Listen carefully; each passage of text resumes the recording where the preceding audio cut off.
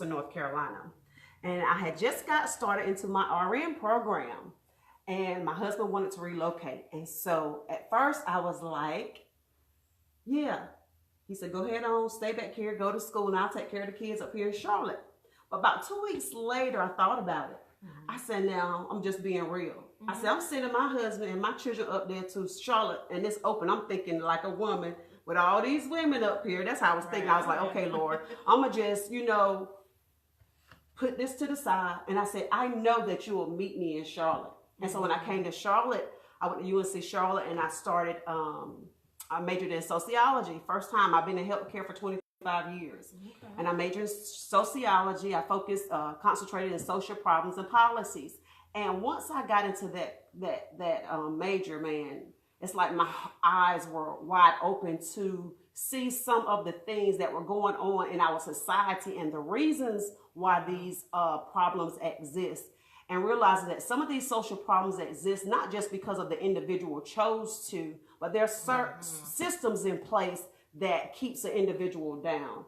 And so my passion has always been helping, whether you're homeless, whether you're mental ill, whether you're a drug addict, whether you're a prostitute, because we need to share the love. I'm not, I love everybody. If you ask my family, about me, they'll say I love to help. And so when I got here to Charlotte, my cousins and I I'm jumping ahead of the game. I was about to tell y'all about the whole organization. So I'm married. Today is my anniversary, 17 years. Congratulations. 17 years. Happy anniversary. Yeah, 17 years. I have 4 kids. And I just love God, and I just love helping people. I love what I do. Now I could tell that, even from meeting her last week, she's just, this is right, 24/7. Very energetic and very passionate about what she does. And so, even talking to her on the phone, I was like, oh, I can't wait till she's on the show. And again, we want to remind our listeners, the reason we do these shows, because I think you were asking us a little bit about that, is because we want to make those connections. People who need resources, people who need a way out, but they don't know how to get out. People who need encouragement, but they're not getting it from their current surroundings. We want to be that place where you can come every Saturday and know that you're going to get something from God, some direction. And even if you're not homeless, let's think about somebody else who is. And so one of the things I told her to be prepared to tell us is, how can we help? Because there's a lot of people who want to do something. There's a lot of people who see the problems, but they're like, I don't know what to do. I'm just one person. I don't know. I'm not an organization. I don't. But I think Miss Shalakee's going to give us some input today. Yes. So let's start there. So go back to your story when you came to Charlotte and your eyes were enlightened on what was going on. So what made you and your cousins get together and decide to open your organization, and tell us the name of it? So the name of the organization is called Carolina's Hierarchy of Needs. And this was birthed out of a trip that my cousins and I took to Georgia. We went to Georgia in March of 2014, just for a girls trip. And that night when we came back, we were staying at a hotel off of Peachtree Street. And somehow we ended up on this street by the shelter. And it was like so many homeless people outside. And I'm like, okay, in my mind, and I'm thinking crazy. In my mind, I'm like, okay, now, all this wealth here. I was thinking of Atlanta housewives, people Atlanta housewives, how they get on TV and flaunt all their money and the glory and the fame. But you got all these people over here that's homeless. And I'm like, how can this be in this city where there's so much money? And so the next day I rolled past there, and I just, I'm like, okay, God, what do you want me to do? And when I came back to Charlotte, I just couldn't rest. My spirit would not allow me to rest. And I thought about it, and I thought about it. I'm like, no, God, I don't know how to start no organization, this and that, and all the barriers that was in front of me, because I'm a nurse. I've been in healthcare 25 years. And I never, did this before. I volunteered when I went to Central at the homeless shelter. But I began to come back to the community and learn about homelessness, because I see homelessness, but I didn't know why people was homeless. What were the barriers that prevented them from getting a stable place to live? And so I just began to inject myself into learning about homelessness, and just participated in certain community events around homelessness. And I volunteered with this organization that had just started, like I wanted to do. She had just started her organization to provide affordable housing to the homeless. And so that was my beginning, starting in 2014. Yeah. Awesome. Shay, you have any questions before we continue? Okay. I just wanted to say that a lot of people think that homelessness comes from people who won't work, Right. who are, just don't want to do anything with their lives. But there are some prominent people who are homeless now. And people don't realize that they lost their job. And when you lose your job and you lose your things, you lose hope. Yes. To go on and to carry on and to realize that you can come back. But until they get that in their minds and get on that path, there are people like you who, are willing to help, to step in to, help them out until they can get that place on their own 2 feet, I should say. Yes. And we had, a guest on, it's been maybe a month ago, and he talked about how his mom, she worked, but she just wasn't making enough, and she was trying to take care of the kids, and she didn't want her kids to do without, food, clothing. So you're working, you're buying food, you're buying clothing. Housing is not cheap. Nope. I mean, come on now. I know some of y'all just pay your bills and don't even give a second thought. Go party on the weekends and stuff like that. But everybody just doesn't have it like that. Exactly. And you made a good point. New homeless is the working poor in the families. All right. So you got the working poor moving into shelters alongside of individuals made with mental illness, substance abuse use, and so, or I hate to say it, but street bums, because you got some people that really just don't want to do. Let's just be clear. There are some individuals that really just don't want to do, but you got more individuals that do want to do, but the resources are not available. For example, right now in Charlotte, not just Charlotte, let's think in the United States, there is an affordable housing crisis right now, right? So if you're listening at the news, or if you're reading the news in Charlotte News and Observer, they talk about affordable housing all the time. And maybe about a month ago, it's like God gave me a revelation of affordable housing, because affordable may be different for different people, right?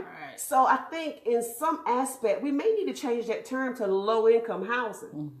Because now you're talking about a specific population of people. Because affordable to the new millennials that's making $60,000, they can't afford those homes in downtown Charlotte that they're building up. It's not that they're not building; they're building.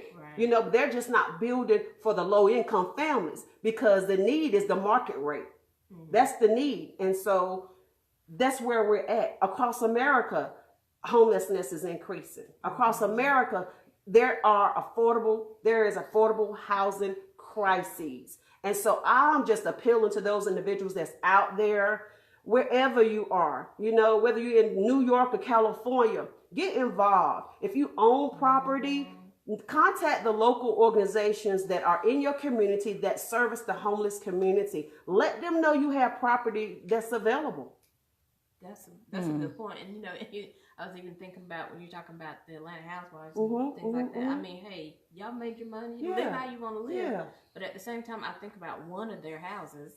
How many people could be housed? You would have to probably restructure it a little bit. But look at how many people could be off the street, could be fed, could be having day activities so that you're not on the street all day. You know what I'm saying? There's so much. And like she said, might be 1 or 2 people, but guess what? That's how it starts. That's how it starts. 1 or 2 people, and then another 1 or 2 people join on. But if nobody ever does anything, if nobody ever starts anywhere, there will never be a change. And that's what homelessness. That's what anything in life. If God has given you a vision, if God has touched your heart to do something, go forth, because He's gonna show you the way. He's gonna teach you how to do what you need to do. Because you think, I'm not prepared. I'm not educated. Yes. But God those are my sentiments exactly, because I'm in a whole totally different career now. And, when I started Carolina's Hierarchy, it was established in March of 2016. And our mission is to end homelessness by collaborating with other local organizations to, provide the affordable housing piece or low income housing with the support services. Because, about 1/3 of the homeless population are mental illness patients, right? So if you put a mental illness patient, that you get them stable on their medications and you get them in housing, right? And if there's no follow up, they can fall right back into that state, because now nobody is following up with them, making sure they're, taking their medications properly, health care maintenance. Right, so it's not just getting them in the housing, but the support services that follows, because you want to make sure that they're stable in the housing. You don't want that high recidivism where they're in and out of housing, and then when they're homeless and they have mental illness, some of them use the emergency rooms for their primary physician, so they're in and out of the emergency rooms, and that's costing, taxpayers, that money. Right. Or they're in and out of jail because maybe the winter is coming, and maybe they do like a petty crime just to get locked up enough to stay housed, to be warm, to know that they're going to have those 3 meals in a cot, right? So it's not that they're really doing no extreme crimes. They're just doing petty crimes just to get locked up for safety, for housing, So those problems do exist. Those problems do exist. And again, that goes back to the perception of the people. Even people that are in and out of jail, you think, God, they always doing something. Don't they just lock them up and throw away the key? But like you said, I mean, they know when the seasons are changing, and they're like you said, do just enough to get caught and to get locked up, because for 30 days, at least I have a place to stay. I'll be warm. I have, food to eat. There's other things I might have to deal with, but I'd rather deal with that than deal with the elements on the outside. That's right. You know what I'm saying? Exactly. And so again, that's that perception we have about people. He in jail again? Why in jail? What's wrong with him? Why don't you get his life together? Why don't she do right? You know what I'm saying? So we have to, again, like we always talk about, you got to get to the root of the matter. What's going on? Even the mental illness, what's the root of it? Why does this person, talk to himself? Why does, whatever they're doing, what is the root of it? And how can we get to the root and heal that root, or pluck up that root and replant them? We have to do something. Or provide the services. If you can't provide the services, refer them. Sometimes we want to do it all, but no, we can't do it all. We are a group. And when I think about it, I think about Nehemiah. I have to go there. We're in the church, so I think about Nehemiah when he asked the king if he can go back and build the walls. He had the vision to go back and build the walls. But when he got there, the people attached to his vision, and they brought their resources. They brought their gifts. And what did they do? They built the wall. They brought their resources together. I have a vision with Carolina's hierarchy of needs to end homelessness by providing housing and support services, not alone, in collaboration. All right? I need people that can bring this vision to pass. I'm a visionary, but I need individuals that are connected to providing those same services, who want to help out, because we do have a commission from God. It's not about me, or my little circle, but what are you doing for others? What are you doing for others? Because what you do, for others, God will reward you. He'll reward you. He will reward you. And so I'm just passionate. Always been passionate. And my voice go up. And some people think it's aggressive, but when I talk about something that I love, I just get excited because I know God is getting ready to do some great things. And this is a clear example of what he's getting ready to do for Carolina's hierarchy of needs. Because, I was thinking, I was like, well, when we get out here, we can connect her. We got Mother Khadijah. Yes. Oh, man. You know her. She's Mother the best. Khadijah. Mother Khadijah is, I love her already. And haven't even met her, talked to her. And she's already like, what can we do? Because it takes that. It takes that selfishness. We don't need to be selfish about this thing. We got to share the love and come together. Each one reach one. And that's what I like about her too. It's not like, well, I'm going to have the biggest event in Charlotte so people can say, I helped the mother. No, it's nothing about that. She's always giving, hey, what can I do? I got some clothes, I'm going to give some to this people, but I'm going to help you in your situation. And it's awesome. So there's Mother Khadijah, and then there's Sonia Chisholm. So we're going to This is what we're about, making those making connections. So we don't know a whole lot of people either, but the few we know, been hooked with you. That's right. Hey, and we're here to support and push it. So, Shay, do you have a question? Since you have established, come on, let's switch. Since you've been established, what kind of roadblocks do you run into? And I know there are some. Since I've been established, I ran into a lot of roadblocks because, you know, when you're starting a nonprofit organization, let's be clear, nonprofit organizations are funded initially by the founder. There's no funding that, you know, people give you. There's no money I can go out there and apply for a loan for this business right now because I don't have that. I don't have that portfolio. I don't have those partnerships. You know, I don't have that experience. I don't have, you know, the things that they're requiring to get that specific type of money, even grants. And so one of the roadblocks has been finances. But thank God we got contracts with Bank of America. We got a contract with Spectrum. And we're contracted, we have to at least provide 8 volunteers for each event that they, you know, that we sign up for. And with that, that is a way that we get income in where we can provide some help for individuals. And so if you would like to volunteer with us, that's a way that you can help. And even if you can't financially give it, you can come and give us some of your time. Give us 8 hours of your time. And that we will, you know, appreciate that. You know, I think that we think about money, but time is currency too. You know, and so come help volunteer. The board of directors, making sure that you have a board in place that's going to work. Woo. You know, when you get people to come on, everybody, yeah. But it's very few yays that's going to get out there and really work because you're not getting paid. When you're on the board of directors, you're not getting paid. Exactly. They're volunteering their time and their services and their gifts and talents as well. So it's not like we're getting paid for this. We're actually doing this because we love people, you know, because at the end of the day, that could be me. That could be you. It takes one life event or, you know, to set us back. They always say you're one paycheck away from being homelessness.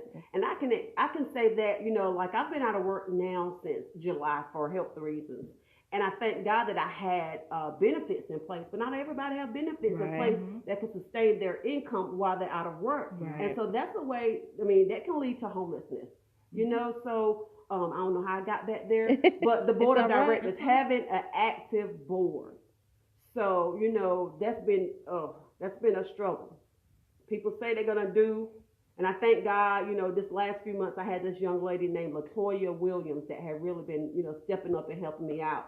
Unfortunately, she's gone her way and I've gone mine, but we still connect where we can come back, you know, in the future and, you know, partner with other projects. But having an active board, finances, getting people to believe in you because you're new. Right? So they say, well, what you going to do that the Salvation Army is not already doing or Crisis Ministry is not already doing? No, I'm not here to reinvent I'm not trying to recreate anything. I want to utilize what's already being used. And they have a good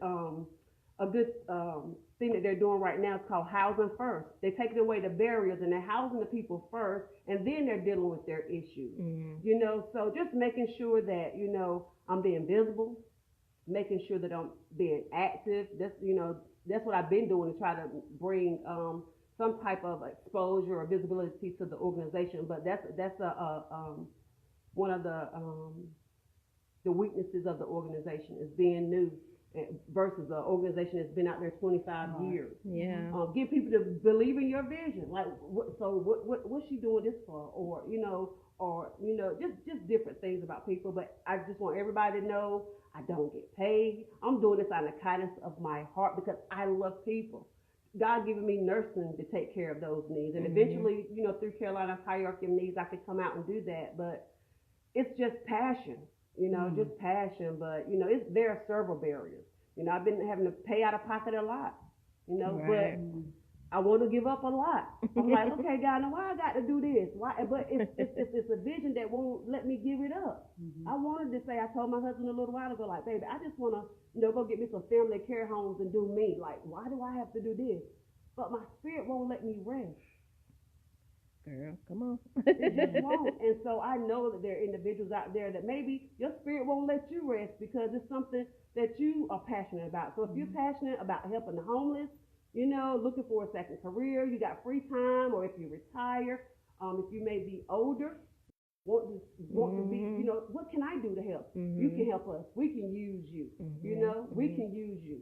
We can use you. And, you know, since we were talking a little bit about the Bible earlier, I just want to encourage you, you know, the Bible says despise not small beginnings, you know, because if he's giving you the vision, and, I mean, look at all the things you already have in place. Everything else is going to come together. Yes. And so you be encouraged because God's going to send you the help that you need. And just like this, I mean, hey, we're not the biggest radio. We're not Power 98, but guess what? We got some listeners on that line. And like I said, even people that we've already had on, we can connect the dots. You know what I'm saying? And so be encouraged, because one thing about it, God's going to take care of his people. And he wants his people who are out there, who are suffering. That's not his desire that they suffer. It's not his desire that they be without or be in lack. And like you said, a lot of things right now, it's a lot of government policies and things that are going on that is causing some of this. You know, and even big companies shutting down, companies that have been in business for years. And so it's a lot of things. It's not just people, like Shay said, being lazy.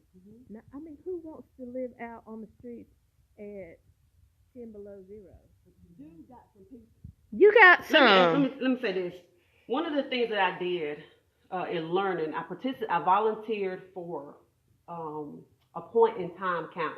What the point in time count does is give them a snapshot of people experiencing homelessness on one night. And they generally do it every January. They say the coldest night. So generally it's like the last week in January. So in 2016, I volunteered. I volunteered on committees leading up to doing the actual count. And I learned a lot. But one thing I did learn is that this one man that we did a point in time count, when we counted him, he said he wanted to be out there. Right? So I was like, wow, that was interesting to me, because I thought all homeless people wanted a home. But some people do want to, you know, be out there. It's very few, but there are some people that want to be out there. But what I learned is that that point in time count, and I hate to say it, it's not accurate. It's not accurate. Because even the team that I was on, we had several lists and locations to go to. We only went to 2 of them. So all of those other people weren't even accounted for. That was just us.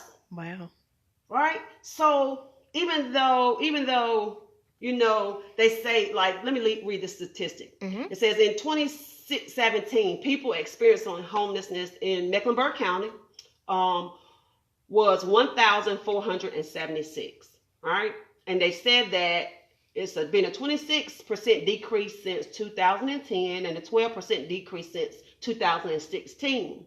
But I just want to say, you know, how accurate is that? Because if I experienced, we missed so many different camps on our run. Wow. How many people are left out there that wasn't even accounted for? And the federal government has a specific, they have a specific definition for what homelessness is. So if you got family members staying in your house that are really homeless, they're not counted in this count. They're not counted in this count. Right. If you got people that's in jail, or if you got people, you know, that you know, that's in jail, they're not accounted for because they're in jail. But when they come out, they're homeless. So you got, you know, this specific point in time count that's supposed to provide a snapshot. Right. To me, it gives us some data. It gives us an idea, but it's not true. It's not a real value. It's not a real value. And would you say that, like, the reason you didn't get to the other camps, is it because there was so many people in that area, more people to count than they thought, or time, weather, different things? Because when you're going into these camps, you may be walking straight into woods, and you may have to go into woods. Gotcha. And, you know, it's various reasons, but I know specifically for us, we just didn't have time. We didn't have time for our group. So that snapshot should really maybe happen over a weekend or multiple days. It should happen more than one day. Yeah. How are you going to get an accurate count of homelessness in your county in one night? Right. Come on, let's be real. Because it might be some places you don't even know about yet. Okay. So, wow. Yeah. So that's But don't be fooled. That's something that needs to change too. I'm not trying to say go against it, but we got to be wise. Right, it's not an accurate account of homelessness. Right. You know, it's not. And, maybe even that's something that maybe needs to be addressed or just mentioned to somebody. Okay, even when you do the count, are you adding to the figure because you didn't get to these places in these areas? Don't just take this count and make it what it is. Or are you just doing it for federal funding? Because in order to get federal funding, this is one of the things they use these statistics to see if your programs are working, to see if you're doing what you're supposed to do. So they giving them what they're asking for. They're asking for some data. Oh wow! And they're giving them some data. Gotcha. That's what it's about, data. Now we're so data driven. Data is good. Don't get me wrong, data is good, but it's all about data. It's all about stats. Wow. And so, I was looking at my statistics. I can't see them right now, but, did you say that it's gone down? According to, right now I'm looking at the mecklenburghousingdata.org, and it says the point in time people experiencing the homelessness on one night in 2017 was 1,476. It said it decreased 12% since in 1 year. Since 2016, and it decreased 26% since 2010. I don't know. Yeah, just hearing that doesn't seem accurate. Because well, then why are we in a housing crisis? Come on. So, again, there's so many things that when we hear the data and stuff like that, we have to really take into account, how accurate, okay, so they say this, but they miss somebody. But still, even if we work with the data we have, what are we going to do? Right. Yeah, it's still too many. Still too many. And what do we do to help them? Exactly. So, Shay, you have a question? Yeah, I want to go back to the events. You said having events. What type of events are you planning on having, or do you have to have to meet the criteria for, you said charter, spectrum? Okay, yeah. So you're talking about the volunteers. So what kind of events do you have? Back when I first started, this is nothing but God. Last year in 2017, I don't know how this came to be, but the National Black MBA Association gave me an opportunity to partner with them and provide an affordable housing panel discussion. So in 2017, we did a 2-day workshop, a 2-day session on affordable housing. The first night, that Thursday night, we did an affordable housing panel discussion. We had Pamela Wyman, who is with the Mecklenburg County. She's a director, actually, of housing services with Mecklenburg County. We had Dimple Ajmarera, who is also a city councilwoman. We had Mr. Leeper, who is a prominent construction worker here in Charlotte. He actually moderated. And we had the Fifth Third Bank. I cannot remember her name. We had the Fifth Third Bank, and we also had a professor from, I think what's the college in South Carolina? Y'all forgive me. I forgot the name of the guy. Okay. But anyway, we had a panel discussion and we talked about different things around affordable housing. And then that second day, that Saturday, we had an event at the Bettisford Library where we actually came and provided financial literacy. We came and provided a session on how to get your home. We had a professor from UNC. Forgive me, y'all. Let me slow it down. Okay. We had a professor from Queens College, and she came and talked about, being professional and transferable skills and finding, different jobs. And it was just provide the community with some information that they needed, because, we're about support services. So if you get a house, you want to know how to get if you want a house, you want to know how to get your house. You want to know what are the steps that are involved in getting that property. Mm-hmm. You know, if you got bad credit, you want to know how can I get my credit where I can people will give me a loan. Right. Or, you know, if you're looking to go back to school or just different things. It was a very successful event. And that was a blessing. I mean, like, I'm like, how did they find me? But I shared the vision, and, you know, the National Black MBA Association, they came and they just, you know, they were really a blessing. They took it, and that was one event. We got an upcoming event. Yeah. Next Saturday, actually, November the 17th at the Better Way Recreation Center in Charlotte, North Carolina, off of Tuckasegee Road. We're going to be providing a luncheon for the homeless community, and it's called A Seat at the King's Table.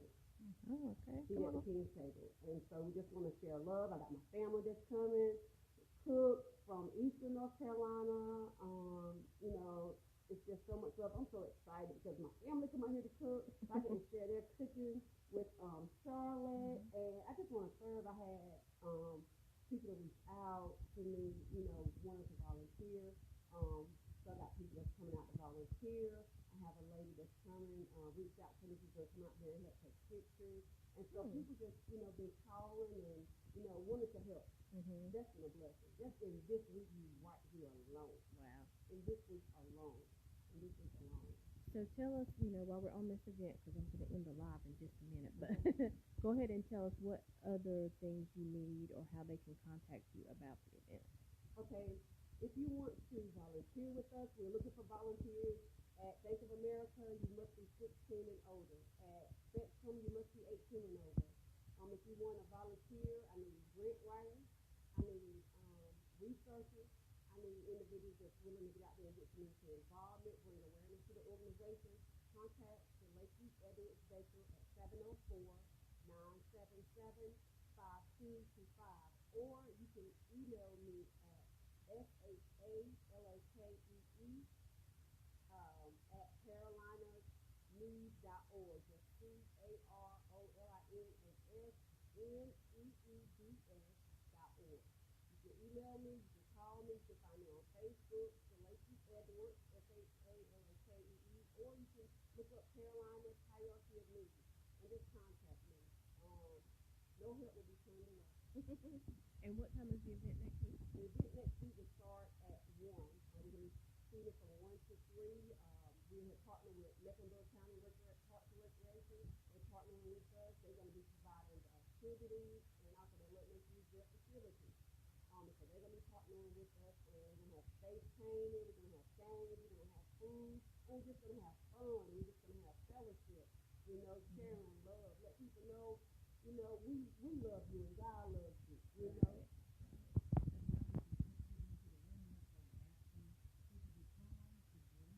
You know, we haven't asked people to bring anything, but now that you mention it, you know, it is getting ready to get into the cold months. So if you want to stop by and bring scarves, gloves, hats, blankets, gift cards, you know, whatever you want to, you know, help the community with, you can come by the Betty Way Recreation Center off Tuckasegee Road in Charlotte, North Carolina.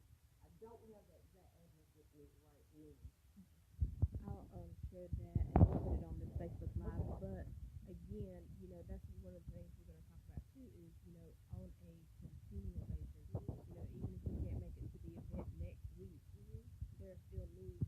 And I have a list there that I was going to go, you know, bottled water, you know, think about the things that you need on a daily basis. Yes. Hygiene products, things for the women, tampons, pads. I mean, let's just put it out there. Let's be real about it, you know. Soap, shampoo, anything that you need on a daily basis, what you do, how you wash up before you leave the house, and what you put on when you're going out in the cold, that's all they need. And, you know, even food, like when we give out food, it's probably better to get the things with the non-perishable, and they have the pop-top. Hey, look for that. Yeah. So look for things like that. I mean, juices, whatever. And I just want to make this appeal, because when I go through some of these meetings, the faith-based organizations are missing. Listen, if you're a church, let's think about our members as a whole person, not just the spirit. Let's think about the whole person. Get active. Know what's going on in your community.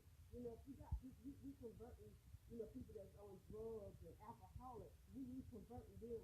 What type of support services are we giving them to sustain that conversion? Right. Let's get active.